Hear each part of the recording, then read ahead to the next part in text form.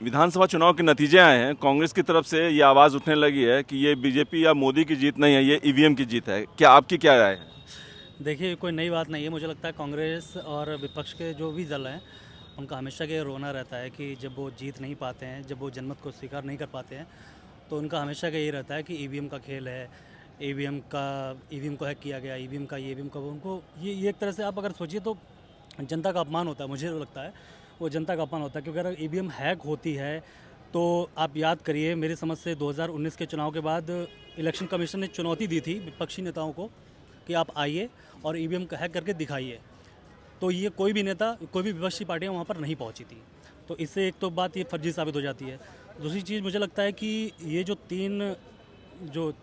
5 राज्यों में चुनाव हुए हैं, इसमें से 3 बीजेपी ने जीते हैं, बम्पर विक्ट्री है। मुझे ये लगता है कि कहीं ना कहीं जो ये इंडिया गठबंधन हुआ है, ये इन चुनावों के बाद कह तो ये रहे हैं ये लोग कि ये लोकसभा चुनाव के लिए इंडिया गठबंधन बनाया हमने, इसका ही 3 राज्यों से कोई लेना देना नहीं है।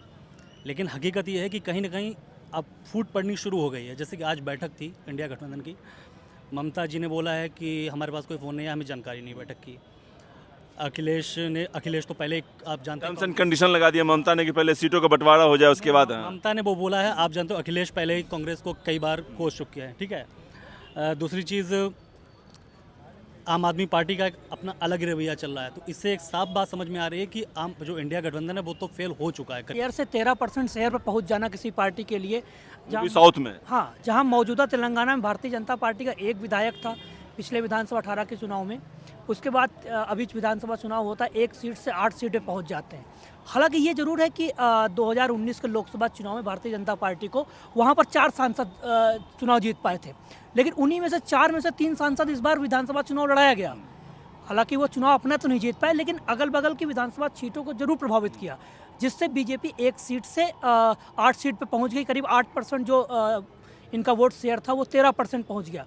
हाँ, अब इतना जरूर कह सकते हैं कि जब क्षेत्रीय दल तेलंगाना से बाहर हुआ केसीआर की पार्टी, अब बीजेपी के पास वहाँ पर विपक्षी पार्टी बनने का अगले विधानसभा में बहुत अच्छा मौका है, क्योंकि 13% वोट शेयर कम नहीं होता है।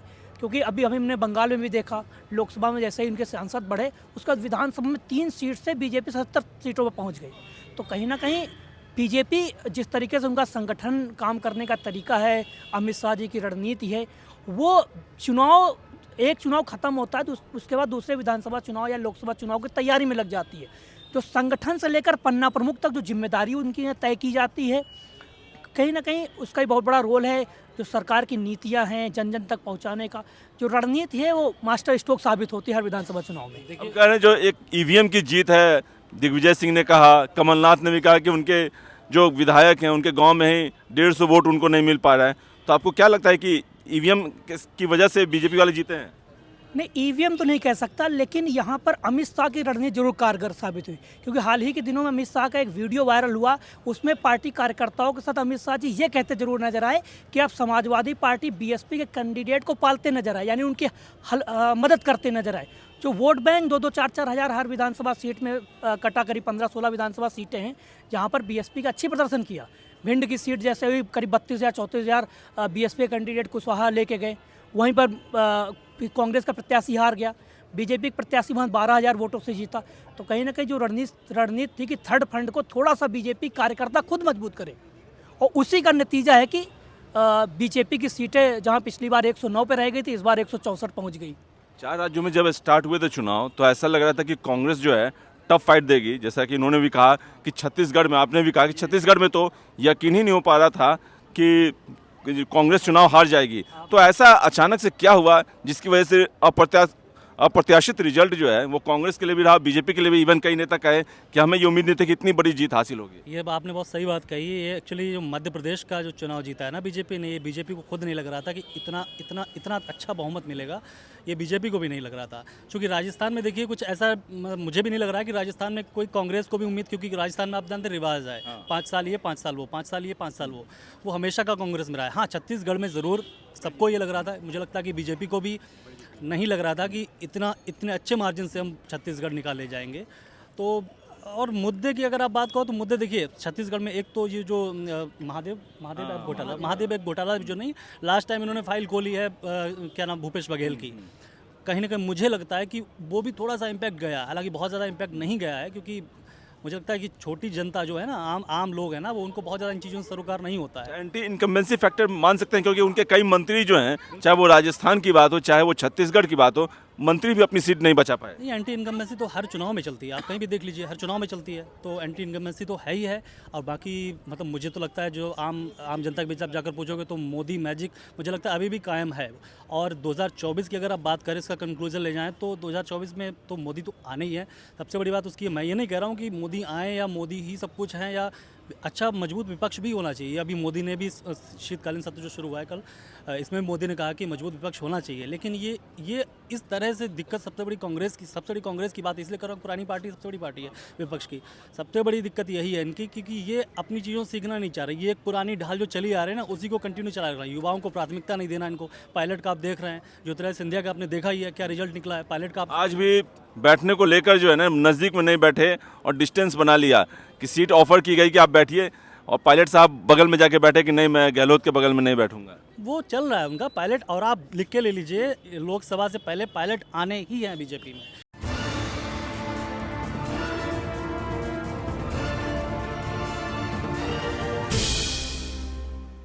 करीब खींच रहे हैं वो लोग कह के कि हम 24 में कुछ माइलेज ले जाएं, इसके चक्कर में ले जाएं, लेकिन जनता भी ये चीज़ समझ रही है। और इसका सबसे बड़ा उदाहरण मध्य प्रदेश और राजस्थान, ये दो राज्य, और सबसे बड़ी चीज़ है छत्तीसगढ़।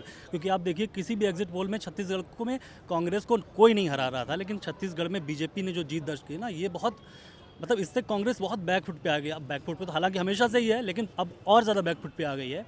इससे 3 चीज़ें निकल के आई हैं। एक तो ये जो राहुल गांधी की जोड़ो यात्रा जो चल रही थी अभी तक, हाँ, उसका मुझे नहीं लगता कोई इम्पैक्ट पड़ा है बहुत ज़्यादा। हाँ, तेलंगाना में कांग्रेस अच्छा कर लेगी, तो तेलंगाना में बीजेपी का वैसे भी कोई साउथ इंडिया में बहुत कोई आधार नहीं है। मोदी उससे भी खुश हैं जो मौजूदा रिजल्ट है कि हमने अच्छा परफॉर्म किया है, और जब तालियों की गूंज हो रही थी तो कह रहे थे कि भाई वहाँ तक आवाज़ जानी चाहिए तेलंगाना। अब आप समझ ही रहे हो, पहली बात तो मोदी जी बिल्कुल 8% शेयर से 13% शेयर पर पहुंच जाना किसी पार्टी के लिए, साउथ में, हाँ, जहां मौजूदा तेलंगाना में भारतीय जनता पार्टी का एक विधायक था पिछले विधानसभा 18 के चुनाव में, उसके बाद अभी विधानसभा चुनाव होता है, 1 सीट से 8 सीटें पहुंच जाते हैं। हालांकि ये जरूर है कि 2019 के लोकसभा चुनाव में भारतीय जनता पार्टी को वहां पर 4 सांसद चुनाव जीत पाए थे, लेकिन उन्हीं में से 4 में से 3 सांसद इस बार विधानसभा चुनाव लड़ाया गया। हालांकि वो चुनाव अपना तो नहीं जीत पाए, लेकिन अगल बगल की विधानसभा सीटों को जरूर प्रभावित किया, जिससे बीजेपी 1 सीट से 8 सीट पे पहुंच गई। करीब 8% जो इनका वोट शेयर था वो 13% पहुंच गया।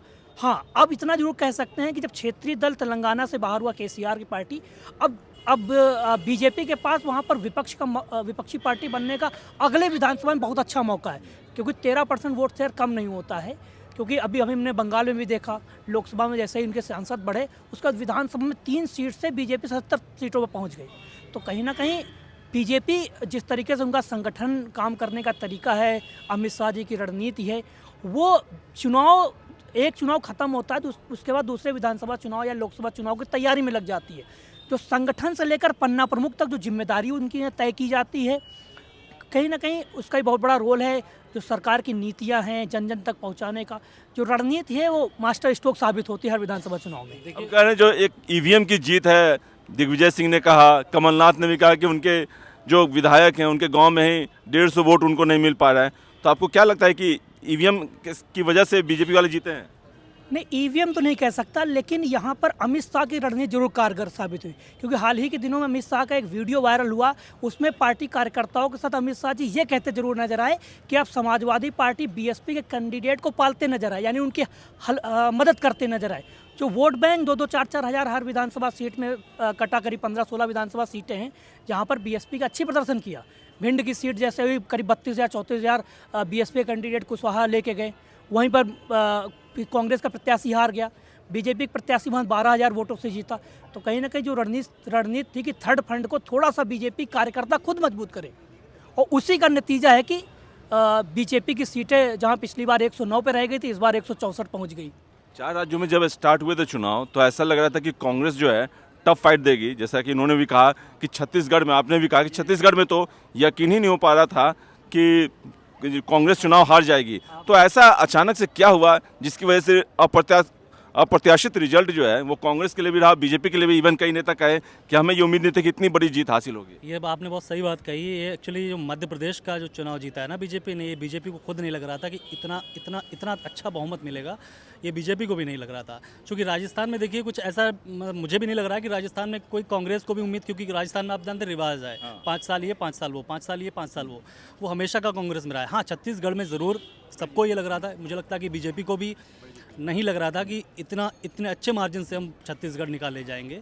तो और मुद्दे की अगर आप बात करो तो मुद्दे देखिए छत्तीसगढ़ में एक तो ये जो महादेव एक घोटाला जो नहीं लास्ट टाइम इन्होंने फाइल खोली है, क्या नाम, भूपेश बघेल की, कहीं ना कहीं मुझे लगता है कि वो भी थोड़ा सा इम्पैक्ट गया, हालांकि बहुत ज़्यादा इम्पैक्ट नहीं गया है, क्योंकि मुझे लगता है कि छोटी जनता जो है ना, आम लोग हैं ना, वो उनको बहुत ज़्यादा इन चीज़ों से सरोकार नहीं होता है। एंटी इनकम्बेंसी फैक्टर मान सकते हैं, क्योंकि उनके कई मंत्री जो हैं, चाहे वो राजस्थान की बात हो चाहे वो छत्तीसगढ़ की बात हो, मंत्री भी अपनी सीट नहीं बचा पाए। ये एंटी इनकम्बेंसी तो हर चुनाव में चलती है, आप कहीं भी देख लीजिए, हर चुनाव में चलती है। तो एंटी इनकम्बेंसी तो है ही है।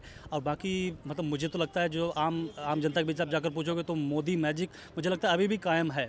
और 2024 की अगर आप बात करें, इसका कंक्लूजन ले जाएँ तो 2024 में तो मोदी तो आने ही है। सबसे बड़ी बात उसकी, मैं ये नहीं कह रहा हूँ कि मोदी आए या मोदी ही सब कुछ है, या अच्छा मजबूत विपक्ष भी होना चाहिए। अभी मोदी ने भी शीतकालीन सत्र जो शुरू हुआ है कल, इसमें मोदी ने कहा कि मजबूत विपक्ष होना चाहिए। लेकिन ये इस तरह से दिक्कत सबसे बड़ी कांग्रेस की बात इसलिए कर रहा हूँ, पुरानी पार्टी सबसे बड़ी पार्टी है विपक्ष की। सबसे बड़ी दिक्कत यही है इनकी, क्योंकि ये अपनी चीज़ों सीखना नहीं चाह रही। ये एक पुरानी ढाल जो चली आ रही है ना, उसी को कंटिन्यू चला रहा है। युवाओं को प्राथमिकता नहीं देना इनको। पायलट का आप देख रहे हैं, ज्योतिरादित्य सिंधिया का आपने देखा ही है क्या रिजल्ट निकला है पायलट का। आज भी बैठने को लेकर जो है ना, नज़दीक में नहीं बैठे और डिस्टेंस बना लिया कि सीट ऑफर की गई कि आप बैठिए, और पायलट साहब बगल में जाके बैठे कि नहीं, मैं गहलोत के बगल में नहीं बैठूंगा। वो चल रहा है उनका पायलट। और आप लिख के ले लीजिए, लोकसभा से पहले पायलट आने ही हैं बीजेपी में। इलेक्शन कोई नहीं कर रहा था कि बीजेपी इतने बहुमत से आएगी, इतने बहुमत से आई। सपा ने अच्छा परफॉर्म किया, लेकिन इतनी उम्मीद तो बीजेपी को नहीं थी जितनी 30 सीटें निकाली इन्होंने। कांग्रेस को इतनी बुरी हार मिली। उसके बाद अगर आप आज तक आप देख लीजिए, सोनिया या राहुल से पूछ लिए, अपने क्षेत्र में गए, अमेठी वालों को इन्होंने वायनाड में जाके अमेठी वालों के लिए बुरा भला ही कहा, डायरेक्ट नहीं कहा, लेकिन बुरा भला तो कहा ना कि उत्तर भारत के लोग ऐसे होते हैं वैसे होते हैं। अच्छा, आपको क्या लगता है जो एक फैक्टर है वो क्यों नहीं काम किया इस इलेक्शन में? एक फैक्टर क्या, एक तो कोई मजबूत संगठन था नहीं। हालांकि मध्य प्रदेश में जरूर एक मेयर आम आदमी पार्टी का जीतने में कामयाब रहा, हाँ, लेकिन ऐसा कुछ नहीं है। मध्य प्रदेश में संगठन मजबूत है। दूसरी बात है जाति समीकरण वाली बात। दिल्ली के अंदर दलित और मुस्लिम और प्लस जो सिख पंजाबी है, वो आम आदमी पार्टी को पूरी तरीके से सपोर्ट कर रहा है। तो जहाँ जहाँ कांग्रेस ख़त्म होती चली गई, तो कांग्रेस के रूप में जो भारतीय जनता पार्टी को वोट नहीं करना चाहता है, वो आम आदमी पार्टी में शिफ्ट हुआ, जैसे गुजरात में हुआ। तो दिल्ली में जब तक कांग्रेस अगर थोड़ी सी भी मजबूत हो जाती है, तो आम आदमी पार्टी के लिए बीजेपी बड़ी समस्या दिल्ली में भी बन सकती है। अच्छा, एक चीज़ ये कि जैसे ये नतीजे जो आए, तो क्या लगता है कि जो बाकी राजनीतिक पार्टियां हैं वो भी अब कांग्रेस को अछूत समझने लगे, क्योंकि जनता का समर्थन मिल नहीं रहा है, तो कांग्रेस कहीं साथ में आ जाए तो हमें खुद ना नुकसान हो जाए, इसलिए कांग्रेस से दूरी बना रहे हैं ये लोग? दरअसल अगर उत्तर प्रदेश की हम बात करें तो उत्तर प्रदेश में जो कभी ब्राह्मण मुस्लिम दलित वोट बैंक कांग्रेस का हुआ करता था, उसमें सेंधमारी हो चुकी है। मुस्लिम वोट बैंक समाजवादी पार्टी के साथ चला गया। समाजवादी पार्टी को ये खतरा है कि कहीं कांग्रेस का अलायंस करके मुस्लिम वोट बैंक खो न दे, इसलिए समाजवादी पार्टी बच रही है उनसे। आपको क्या लगता है ये दिल्ली में भी? समाजवादी पार्टी देख भी चुकी है ना। आप 2017 इलेक्शन में देखिए, गठबंधन हुआ था ना कांग्रेस समाजवादी का, 2 युवा आए थे यूपी में और ये वो सब किया था, उसका खामियाजा तो उन्होंने देख लिया था।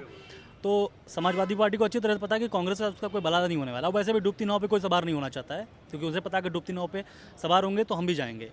तो कांग्रेस के साथ तो ये है सबसे बड़ी चीज़ है। बाकी आपका सवाल क्या था? मैं ये कह रहा कि तो क्या ये दिल्ली में भी इसका असर दिखेगा? अरविंद केजरीवाल और कांग्रेस, क्या अरविंद केजरीवाल भी दूरी बना लेंगे जैसे अखिलेश ने बनाई है? आपने एक चीज़ नोटिस करी है, केजरीवाल की पार्टी वहाँ फल फूल रही है जहाँ पर कांग्रेस सत्तारूढ़ थी। क्योंकि मैंने आपको बोला कांग्रेस मेहनत कर नहीं रही है। आप बताइए किसी भी स्टेट में जहाँ पर बीजेपी की सत्ता हो, वहाँ पर केजरीवाल की दाल गली हो? कहीं नहीं गली है।